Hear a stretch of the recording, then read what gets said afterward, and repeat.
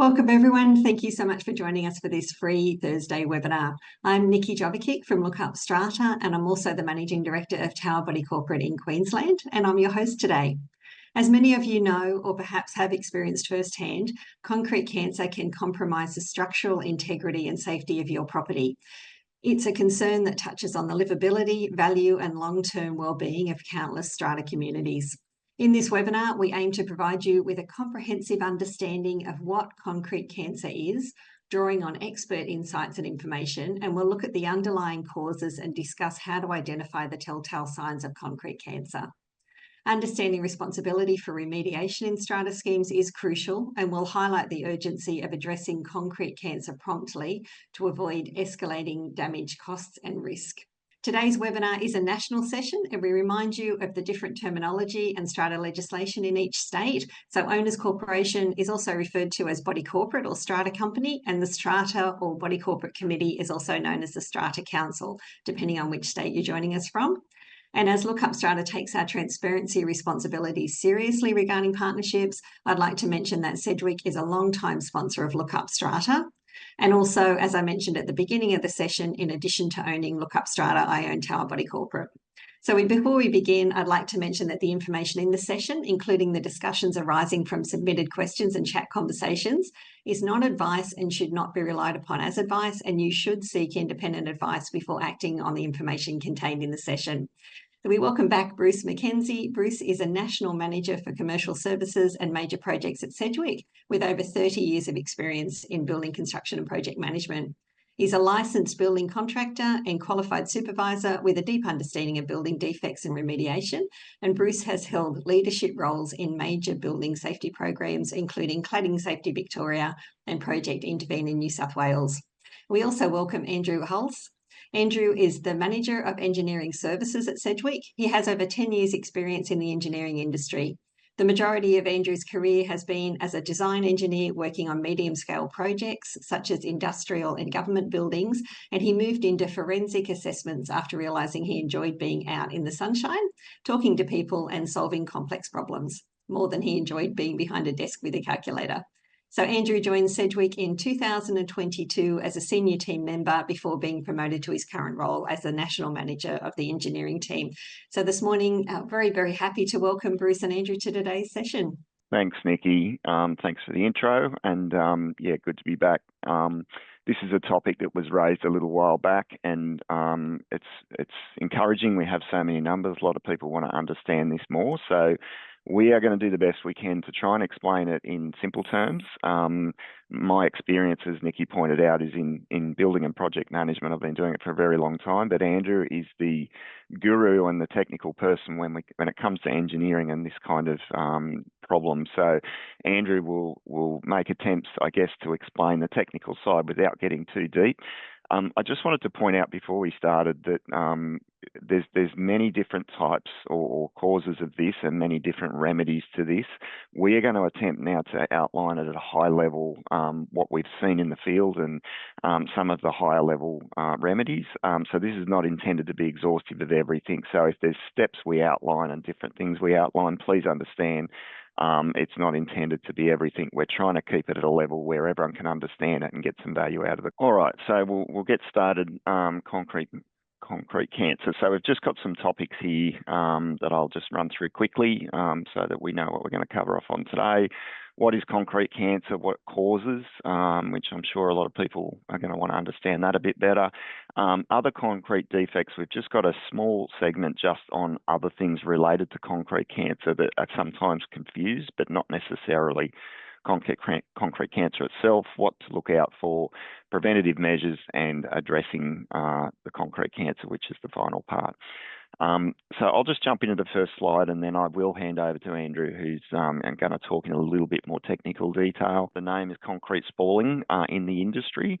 It's what we refer to. Concrete cancer is more of a generic term, probably because it relates to the fact of the way that it degradates. What is it? It's cracking, delamination, and dislodging of that concrete on the surface. Flaking or peeling, bulging often is a sign that there is concrete cancer there.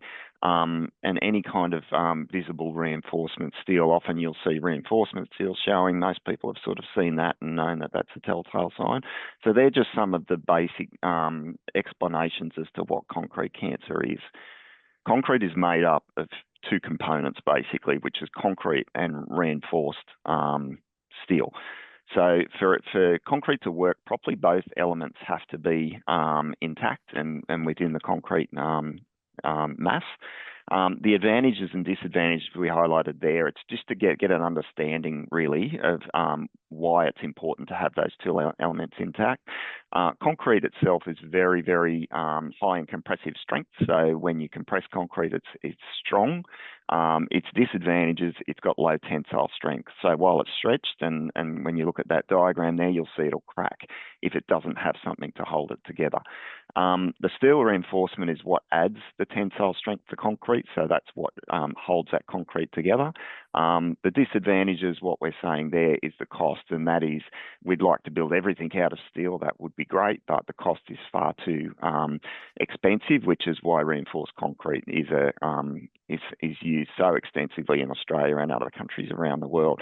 So they're just some of the fairly basic principles just around reinforced concrete. Important factors on its success. So for concrete to succeed, a few things have to happen during the process, and it's really important that those processes happen during the install. So this will be prior to owners occupying a building or even becoming involved. The correct concrete mix ingredients, the water ratio is crucial. So it is really, really important that that water ratio is installed during the concrete rather than too much or not enough. It really affects the strength of the concrete.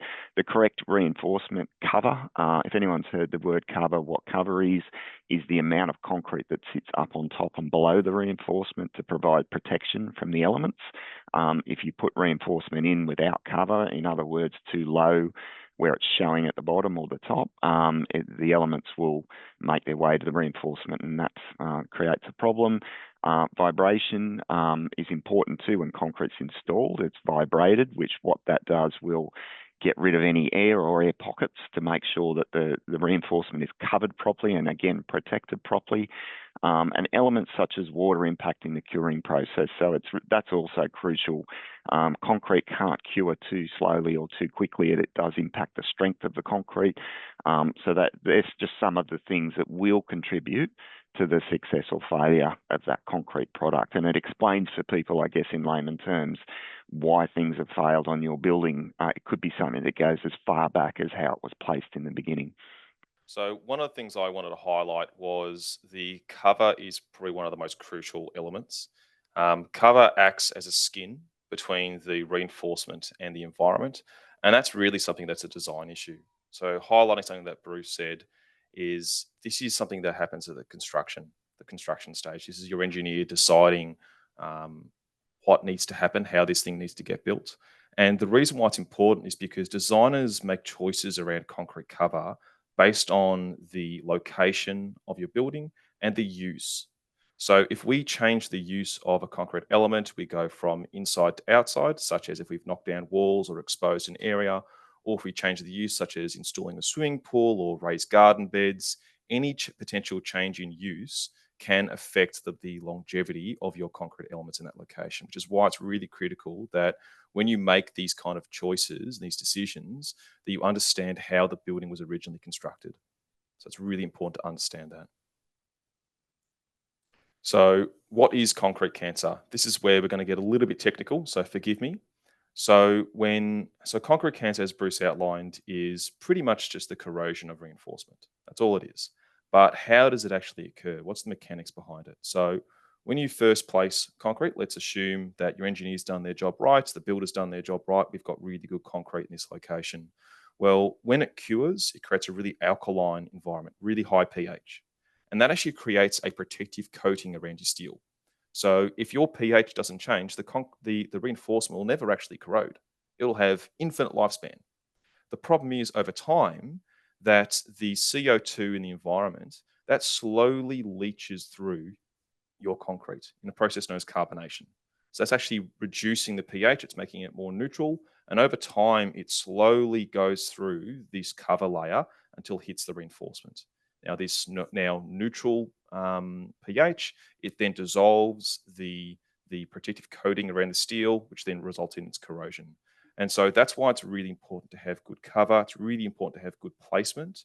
And it's why it's really important to have, from a maintenance perspective, any sealing of cracks or honeycombing or any problems that are potentially allowing water, chlorides, any environmental contaminants to penetrate through that cover and hit the reinforcement. So prevention is always better than final repairs. But that, in essence, is what concrete cancer is. It's the chemical process going through the concrete, hitting the steel, causing steel to undergo a chemical reaction or electrochemical reaction, expands and spalls loose the top layer of concrete. What causes concrete cancer? So just going to run through a few slides here on just some of the causes. And I think Andrew outlined that quite well in terms of the actual reasoning, and particularly with the reinforcement. Concrete cracking, or basically allowing moisture to penetrate through concrete or the slab. So that is one of the causes. And when we do have that cracking and the opening up of the concrete, it creates a void, and it does allow moisture and water to get through, as well as oxygen and air, which all contribute to the corrosion of that steel. As Andrew pointed out, steel is the cause. It's the reinforcements that starts to corrode that causes this in the first place. Lack of vibration, as I mentioned earlier, when the concrete's actually installed, there can be instances where the contractors installing it haven't vibrated that concrete properly, and they use implements when they install the concrete, such as a vibrator, they call it, where they put it in, and it will help to disseminate all of the concrete around the steel and make sure there's proper cover. There's a couple of good examples there that the vibration techniques used weren't effective, and you end up with large air pockets. The worst case is when you can actually see the reinforcement, and that reinforcement in that image on the right really has no hope of surviving when it's that exposed to the elements. Lack of steel cover, Andrew explained that quite well just then, but the image on the left and right there demonstrate that reinforcement, when it was installed in the concrete, wasn't chaired up off the bottom of the form board properly, which didn't give it an opportunity to have the right cover. Again, it doesn't have a lot of hope of surviving when it is that close to the surface. It's exposed to the elements, it will corrode. Another cause would be damage, just general impact damage. You can see on the right there, fire damage. Often that will result in spalling, which will eventually result in concrete cancer. Another cause, which is one probably more relevant to owners and to be mindful of, is disturbance. There can be things such as concrete cutting, drilling, fixing fittings and different things. These sort of things happen over time when there's changes to different areas of buildings or car parks or whatever it is you're working in. The key element here is if concrete cuttings happened or drilling or anything, has it been treated properly after that procedure's been done? Is it sealed? Has it got sealant or some sort of protective measure? And often that's not the case, and that will be the beginning of a concrete cancer situation. Just some other concrete defects, and the reason we've got this slide here, and you can see there the image on the left-hand side there is cement render on a building that's starting to delaminate and fail. The reason we've got this slide is we wanted to just differentiate for everybody. There are other elements that are often referred to by owners as concrete cancer or concrete spalling, and they're not necessarily that, but they potentially could be related to concrete spalling. And just some examples on the screen there. The big one, efflorescence, everybody's seen the salt leaching, particularly from balconies and balcony edges. That's not necessarily concrete cancer. It's the salt buildup and a water problem. It's a separate issue, but sometimes it can be related. And the center image there is a crack in a car park, basement car park overhead, where that crack has had water leaching through for a period of time. And whilst we have the efflorescence and salt leaching problem, you can already see in the middle of the image there's rust starting to develop. That would be that reinforcement beneath the surface starting to expand. So we've got dual problems there. But as I mentioned, render coatings and masonry spalling, they're other forms, but they're not necessarily concrete spalling. What to look out for? There's a few signs that owners can look out for on buildings to help sort of control this problem or at least address it early. These are important telltale signs. Again, I'll reiterate here, this is not exhaustive of everything, but these are a few key points we consider they're important. Rust stains and marks, it's one of the first signs, and often if spalling starts to occur or concrete cancer starts to occur in the reinforcement beneath the surface, it might take some time for that for the rust to develop until it reaches a stage where it blows the face of the concrete off. So rust stains or marks, if you do start seeing them, it is potentially that corrosion that started and it's starting to leach out through a crack. Cracking, of course, that is a sign. So if you're getting new cracking in an area, that would be a sign something's not right beneath the surface. Could be other issues, or it could be spalling or concrete cancer.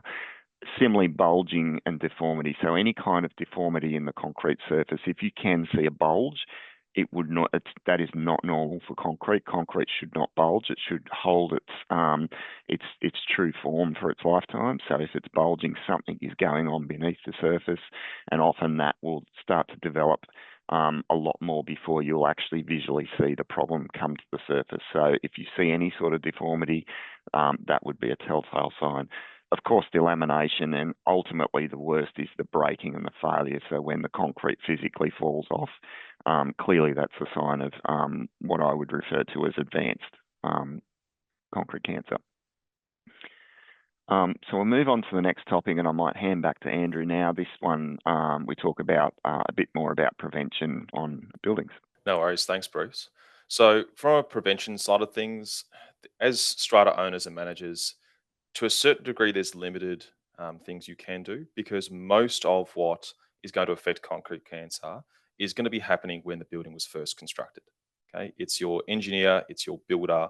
All of these factors come in to really affect the overall lifespan of your building. They're the ones that set the end goal. Now, from the strata space, the biggest things you can do as owners and managers is prevention. It's inspections, it's maintenance, and it's getting involved early when you see problems. That's the biggest thing that you guys can do, because when you see staining, when you see rust, when you see cracks, it's already too late. The time to get involved is when you see small cracks, which it should trigger you to think, okay, there might be something going on there. I need to go have a look. Or it's a change of use, or like what Bruce said with the maintenance thing, you've cut the concrete. Has it been treated properly? Have we repaired it properly? And thankfully, as the industry has evolved over the many decades and many years, there are a million products out there. There are a million solutions out there that can work really, really well to improve the lifespan of existing buildings and actually increase the longevity. So these are definitely things you can do, but one of the biggest ones is the overall construction. And so this is why it's really important to get experts involved, such as builders, facade inspections, engineers, various people who know what's going on, to go through, do these regular maintenance inspections to highlight potential problems. Because what to you guys would be maybe something fairly minor, maybe a leaking pipe or a blocked drain next to a crack, to an engineer may think, oh, shivers, this is a big problem. We need to then do some treatment and investigation. So it's very much about early intervention is the biggest song I'd be singing. Next slide, Bruce. Yeah. So what happens if it's left untreated? As the photos can show, quite significant damage. Bruce did tell me not to be the engineer and get to freak out the audience, but it can have really quite significant consequences, including structural failure. So like you can see in the images, especially the one on the right, when the concrete cancer is that advanced, the surrounding concrete, we've had a loss of section. So we now have less compressive strength. We've had a loss of steel reinforcement effective area. So we've got less strength in this column, which is really quite significant because as engineers, when we're designing it, we're very much designing for this concrete is going to last a certain lifespan. And if the concrete cancer advances to that point to reduce the strength so that we may not have designed for that, we could have failure. So it very much is, don't let it get to that stage. Investigate, remediate, get involved early, and the cost can be insignificant compared to the cost of repairing something as bad as that. It can be anywhere involved as sealing cracks, it can be waterproofing, small steps you can do to prevent it from getting this bad. Yeah, look, the one thing I'll add in addition, Andrew, is getting the right fix. And it's really important owners understand patches over the top from somebody who's potentially not experienced or trained in that area is really only masking the real issue. And what you will do is if you just put a quick patch on something because you've noticed that it's not right and somebody might undertake that work, it might create a worse problem by masking it. So it's probably another thing on the preventative side is not to just jump to the conclusion of putting some kind of band-aid over the top of the problem. 100%. Just echoing what Bruce said, just because there are 1,000,001 solutions out there doesn't mean that various solutions are fit for various purposes. People need to know what they're doing. Okay, addressing concrete cancer. So we just sort of outline a bit of a step process here, and the catchphrase, I guess, properly addressing concrete cancer is a multi-step process, so it's crucial to get the right advice and not shortcut. And part of what we mean by that statement is not to skip a step, I guess, in the multi-step process, because it is quite technical. It can get technical when this process happens. And as I said, sometimes the process could be 20 steps if it's a very advanced state of concrete cancer. But the first point is inspection and assessment. Through a visual inspection, sometimes thermal imaging can bring out the extent or the depth of how bad the cancer is. Exploratory works are sometimes necessary, so sometimes it might be necessary to remove parts of it to get an understanding of as to how deep it goes. And getting those experts involved at that stage, as Andrew pointed out before, it really is important, and I can't emphasise enough, particularly engineers. This is their bread and butter. It's what they know, and they are aware of how to rectify it. Steel in particular is a crucial element in that concrete. You can't just cut it out and remove it and not do anything else. You've just compromised the integrity of the concrete, so things have to happen, and an engineer is best placed to put that together. The extent of damage determine the area affected, the severity, the cause. Is it a crack that's on the other side that's letting the moisture through? So that needs to be explored properly so that it's fully understood. A clear extent of work needs to be outlined. So again, through a consultant or an engineer, we need a really clear defined scope of work and a specification on remediation, so there is a process to follow. On the rectification front, really you should only be using experienced or qualified contractors to do that. Goes without saying they need to be qualified, but experienced in this kind of work. Not everybody does. Spalling and concrete repair work. So it's important to find contractors who do it, so that you're not getting someone who's inexperienced and may not follow the process that needs to go. And then another crucial one I put in here is supervision. Ensure an expert can supervise and verify the work has been completed to the requirements to prevent reoccurrence and rework. So I can't emphasise that enough, that this is a technical topic, and having an owner's corporation or even a building manager keep an eye on a contractor and hope and cross your fingers that it's been done properly really is a risk. And to mitigate that risk, having a second set of eyes that's an expert that knows what they're looking for is really, in my view, important. Some of the stages in addressing concrete cancer, Andrew, I might even cross to you. You might be able to cover this one a little better, being the technical. Yeah, sure. So once we hit advanced concrete cancer, it's not going to be a small fix. We've got to fully remove all of the spalled concrete because it's now effectively delaminated. It's no longer connected to anything. we need to fully remove it. So we need to remove the affected area to get back to sound concrete, something that's really nice. That can be as simple as tap testing to see are there any voids, or go through to any sort of scanning equipment that we may have to find those voids that may be sort of present, but we can't visually see them. So we've really got to get to good concrete. Then we've now exposed all the concrete. We can now seal the rusted steel. Now we need to first we've got to assess the steel. How much rusting has actually occurred? Do we still have enough good sound steel to perform, its structural purpose? So that's where we've got to clean it. We've got to scan it. How much steel have we got left? So let's assume we've got enough steel left. Well, then it's about repairing, providing some coatings to the steel to treat it, to make sure the rust doesn't reoccur. Then it's put the cover back on. Now, it can be as simple as just provide new concrete that's well installed, or there could be some sort of patch that may be fit for purpose for that particular area. Or that's the easy approach, that's the simpler approach. Or it could be that the steel is so badly rusted through that it no longer works. And that's where we've got to fully cut out a section. We need to drill, epoxy, put some new steel reinforcing bars into the surrounding concrete, and then reinstate the whole affected area. But thankfully, that's not too big of a problem compared to some of the others, and it's fairly common to do that because from a risk perspective, it's better to be a little bit more conservative, a little bit more aggressive in your removal works to make sure that you've got everything. Because the last thing you want is to skip over an area and think, oh, that area is probably fine, probably okay, and then you have to come back in 3, 5, years because the concrete cancer's come back again because you've missed an area, you didn't scan it, you didn't look at it properly. So it's definitely best once you've got advanced concrete cancer to be quite thorough with your repairs.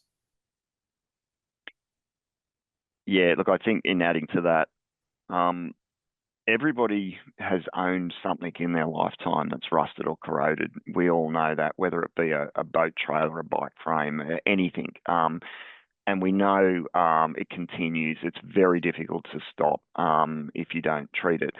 And reinforcement is probably equal to or even worse than that because it's extremely vulnerable in the way that it is set up. So it relies heavily on that concrete cover to protect it from the elements, as Andrew outlined earlier.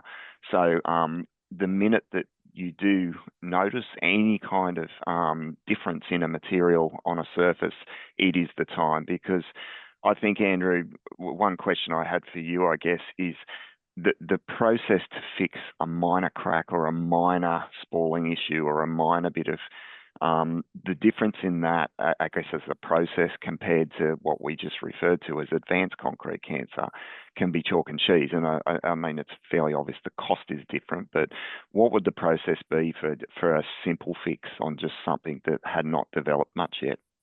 Yeah, sure. So it could be as simple as I've gone through, or an engineer or facades person's gone through, they've seen a crack and said, look, this is a problem. It could develop into concrete cancer. Let's address it. The fix for that could be just scabble out, widen up the crack so we can put some sort of grout or sealant or new concrete in there, and then it's job done.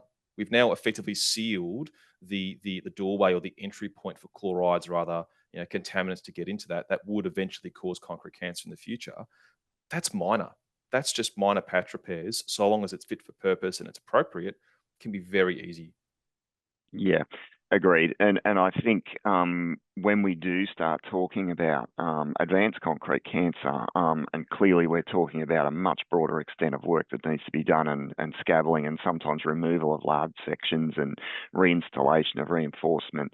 Some of the typical issues I think that would be experienced by a contractor would be things like having to put up a full scaffold on your building to do that work because it's so advanced, as opposed to a small patch that may be able to be done through access equipment or abseiling or some other method because it is only minor. So I think it's really important for people to understand that when things advance to that level, you are talking about a lot more invasive work that needs to happen.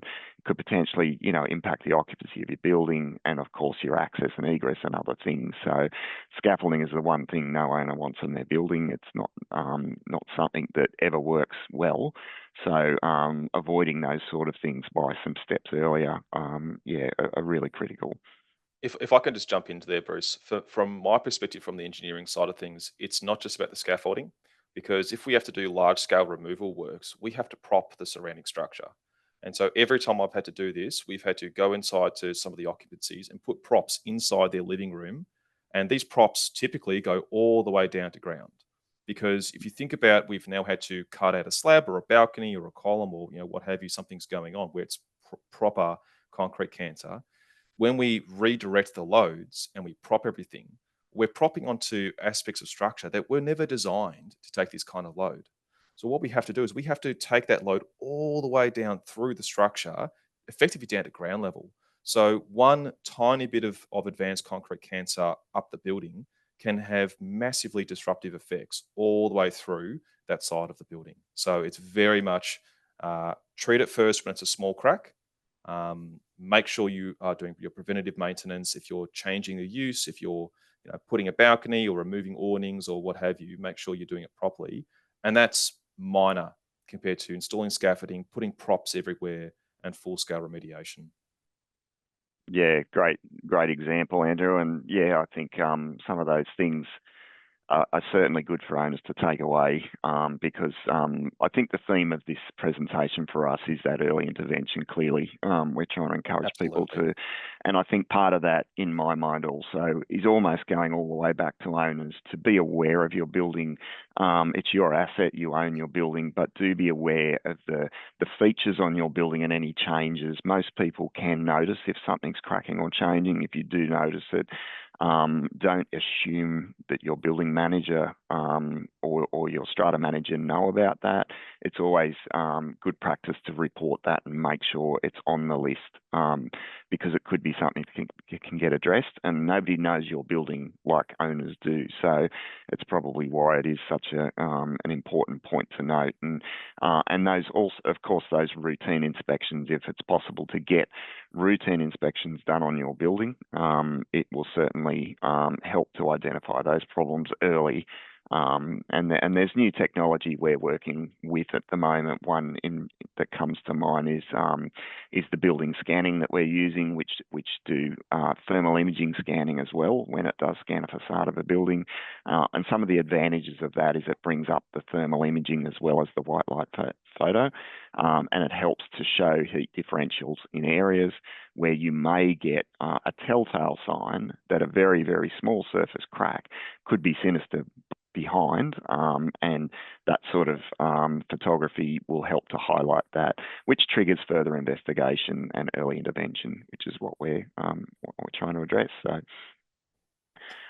Nikki, I think we're a little bit early, but that's sort of the end, and might give us a bit of space here to address some Q&A. But hopefully we've covered off on enough for owners to, for everybody on the call to understand a little bit more about the intricacies of concrete cancer and some of the things that we consider important to address along the journey. We had one come in from WA, and that question was, our building has concrete cancer. Should a building superintendent oversee the remediation? And if so, who do we contact? At what stages should the building superintendent inspect? Okay.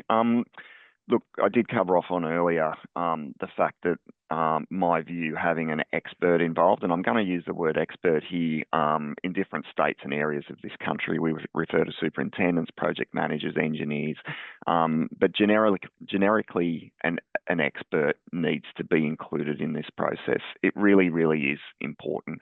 I think builders always have the right intentions. They do want to fix. They don't want to come back multiple times.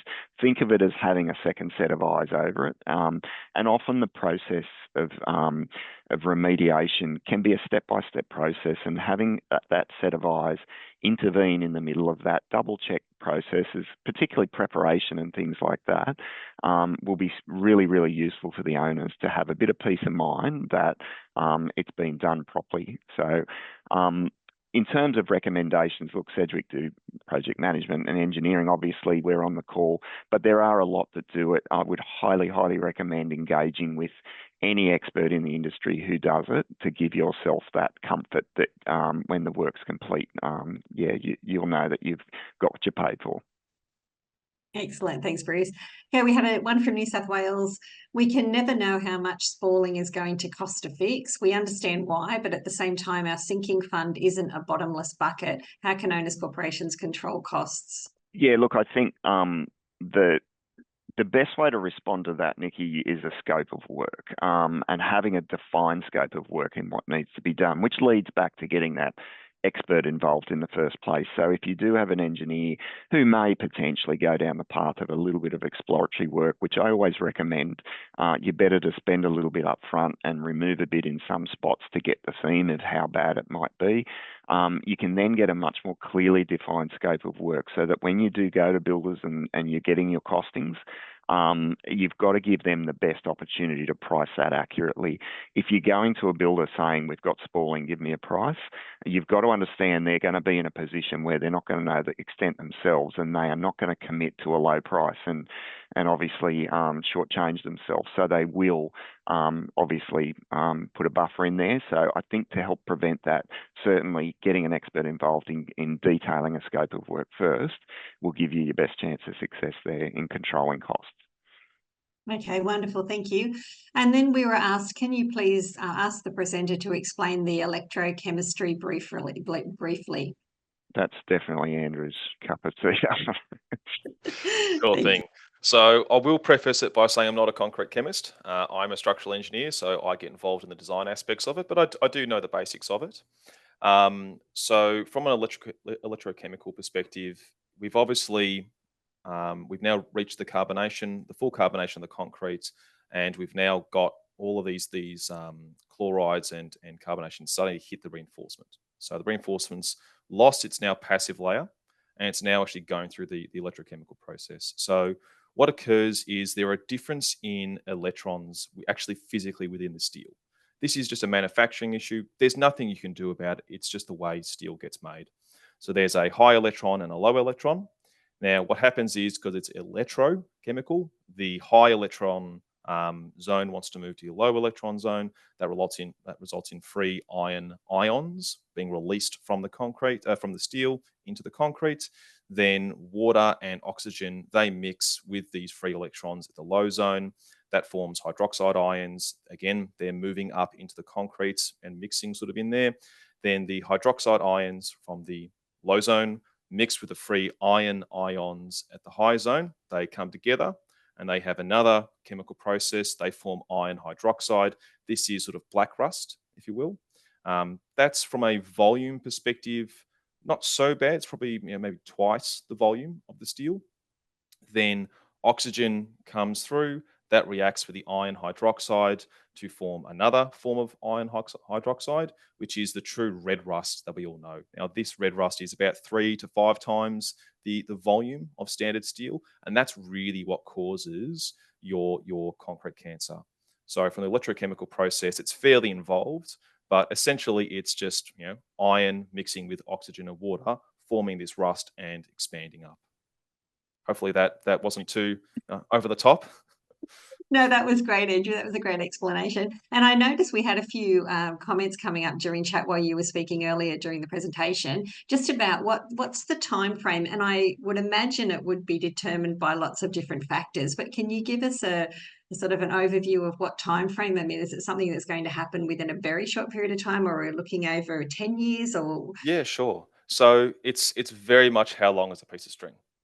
Because if you have all the right factors, you've got a good engineer that knows what they're doing, with good concrete cover, good placement, good construction, good curing, all of these factors coming in, a concrete building can last, over 100 years, just with no treatment, no touching it, just leave it alone, it'll do its thing, because that's what engineers do. We design for these longevities. Now, the problem is construction isn't perfect. Okay, there will be levels of imperfection that occur. Hopefully they're not too bad. But if you have, like what Bruce was saying earlier in the presentation, if you've got honeycombing, if you've got voids that open up within the structure, within the concrete, well, then that's completely reducing your concrete cover.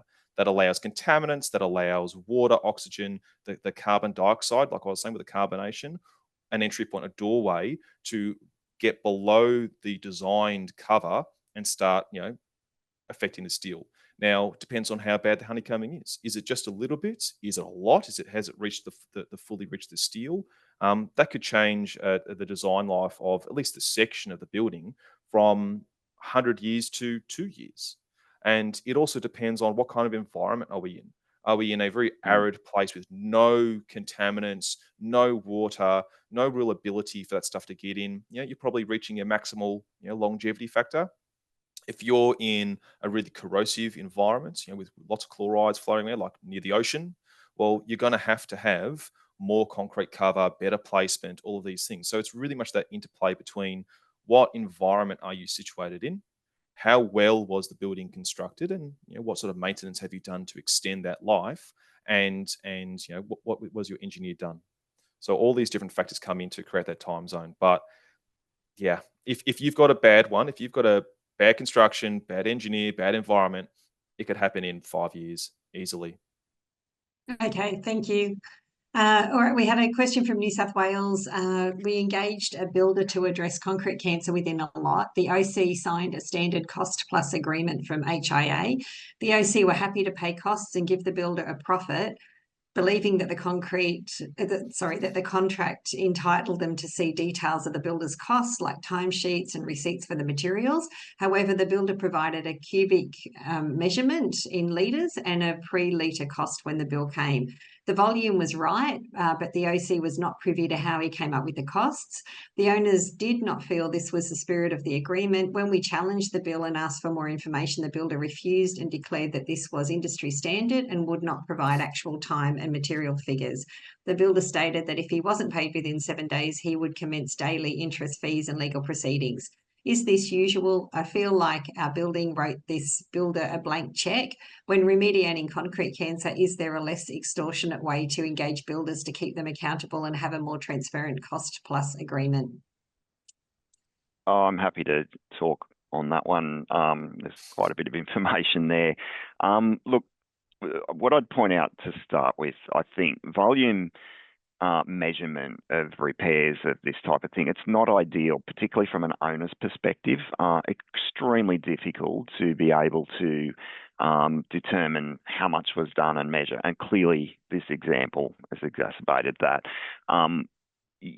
Getting back to utilising experts, having an expert or someone supervise the works, those people are experienced in this kind of thing. And part of, I think, the issue here is getting a very, very firm upfront agreement with the builder, potentially signed or blended to the contract, to determine how it would be measured throughout the process. I won't say I'm a fan of the volume measurement, because as a supervisor myself, I find it difficult sometimes to check. But we have implemented strategies and ways of doing that along the way. And there's something what we call hold points in an inspection process, where we indicate they can't proceed past a point until something's addressed, and something could be the preparation work done first, but not the installed product. So the expert has the opportunity to look at that, but also potentially measure and understand how much volume is going to go into that repair. So I think it's about getting that transparency up front. And I do appreciate that this example, the owners may have had an agreement with the builder for timesheets, I think, as you mentioned. But I think really an expert knows better how to manage that process, and it is a very complex and difficult one for owners to do if they take it on board. And if they do choose to take it on board, it really needs to be crystal clear what the agreement is. I don't support the builder's actions if that's the case, certainly not. But as a preventative measure, that would be my recommendation. Okay, thanks, Bruce. So as committee members, what are our potential personal liability if we know about concrete cancer and don't disclose it to our insurer or act to repair it? Look, that's potentially getting into more of an insurance question, but certainly duty of disclosure, we're all aware of that. And if you are aware of it, even if you are unable to meet the cost of the full repair there and then, there could be some measures put in place, such as temporary measures to stop the spalling from falling down off your building. So I would certainly recommend, again, getting someone involved that can give some advice, even if it's short term, to just prevent safety risks.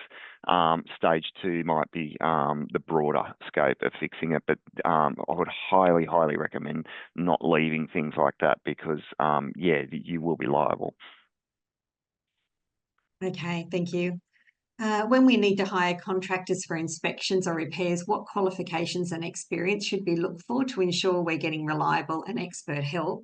And what standards and processes should we insist on to ensure the repairs are done properly and will last? Okay, look, a building contractor, first and foremost, a licensed building contractor is normally the best advice. If there are various subcontractors that need to be appointed underneath the banner of that building contractor, that can happen, and they will be responsible and for appointing those relevant trade licensed people. But certainly there are contractors out there, building contractors, who do specialise in remediation work and concrete repair work and that sort of thing. So I'd certainly recommend looking into that and getting some idea off them of the experience they've had, examples, references and that sort of thing, so that you can align that up and know that they've done this kind of work before. It does become, concrete spalling becomes a little bit scientific, if you didn't already gather, particularly from Andrew's explanations, can be scientific in the way they repair it. And it's not just a matter of throwing some cement in over the top of a bit of rusted steel and it's fixed. There's a very detailed process in removing the corrosion and the rust, right down to the priming and the preparation work, which is crucial. A lot of compounds and mortars that go back in won't stick properly if it's not primed and prepared properly. So there's a whole process that's got to be followed. A good experienced contractor will really appreciate that process and understand that they have to follow that to get the right result. So that's why it is critical. You may get someone who comes and says, I've poured a concrete slab before. Yeah, what could be hard about this? That might not necessarily be the most suitable. How quickly do we need to act once concrete cancer is identified? And what are the risks of delaying repairs, both structurally and financially? I can tackle the first part of that, Bruce. Yeah. Pretty simple answer. Immediately. Mm. Do not delay, because the longer you delay, the more the process is going to occur. In terms of what are the consequences, we've seen it, I think it was in 2021, where the Florida towers collapse. If people look up what that case was about, that case was literally an apartment building where the maintenance had been flagged, people were raising it, the maintenance was not done, and the entire building collapsed. It was in one of their plant rooms. So it can get as serious as that, where people quite literally died on that. Now, thankfully, we don't have that kind of issue here in Australia. People get onto their maintenance and they chop, and they get it done. But it can have quite significant after effects. So if you see it, jump on it immediately. I totally agree. Aside from the safety concern, the cost will be significantly less by addressing it early. So I think owners will resonate with that more than anything, that they do not want to spend a lot of money. So if you do not want to part with your dollars, address that early. And there's a range, as Andrew pointed out. I've been in the industry for a long time now, and the options available when I started in the industry compared to what's available now are significantly different. There's some really, really technical products available now that will deal with these sort of things quickly. So just because you are flagging a crack or a problem in your building, don't think that you're automatically up for hundreds of thousands in repair. It might not be anything like that. So you're far better off addressing it, and at the very least, just getting some mitigation measures put in place before you do the final fix, just to help slow down that process. If our magnesite flooring contains asbestos, what are the specific legal requirements and safety procedures for its removal? And do we need a special asbestos management plan? Definitely. Yeah. So this is where you need to get the hygienists involved. As structural engineers, I don't normally get involved in the asbestos side of things, but familiar enough with it that you need to engage your hygienists. They're going to be the ones that will come in, provide those plans to how do we safely isolate, remove, and dispose of this asbestos. Okay, as we come up to the end of the session, I always like to check back in with our presenters just for your final thoughts to sum up what we've spoken of today. So Bruce, I might start with you if you've got something that you'd like to share with us just to finish off the session. Sure. Thanks, Nikki. Look, I think it's been a good session and some of the questions are great, but I think the theme is fairly consistent here. It's that early intervention and it is getting experts involved. As I pointed out, Sedgwick are able to assist with this, but there's lots of experts that do this sort of thing. Please reach out to one of them. Owners' corporations are not expected to know this kind of level of detail, nor are strata managers or even building managers. It's a technical process and it's got to be dealt with properly. So I'd highly encourage people to reach out to the right experts to put yourselves in the best position to mitigate your costs and to get the longest lifespan out of your building. Excellent. Thanks, Bruce. And Andrew, final words to lead us with?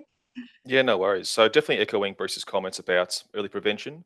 But one of the things I wanted to leave people with was really a bit of hope that from the prevention side of things, there's plenty of things we can do. But also, if you find via inspection that your building has, maybe if it's been constructed poorly, maybe it's been engineered poorly, don't give up hope.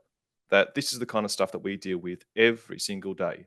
And there are 1,000,001 treatments we can do to get onto something to boost the longevity of your building. So even if you do have poor construction going on, just talk to somebody. It can be anybody as long as they're qualified. There are solutions out there to fix it. So don't give up hope. If you gained value from this video, please hit like and subscribe to our YouTube channel. If you're looking for information about parking, strata insurance, defects and more, head over to lookupstrata.com.au or sign up to our free weekly newsletter via the link in the description box below.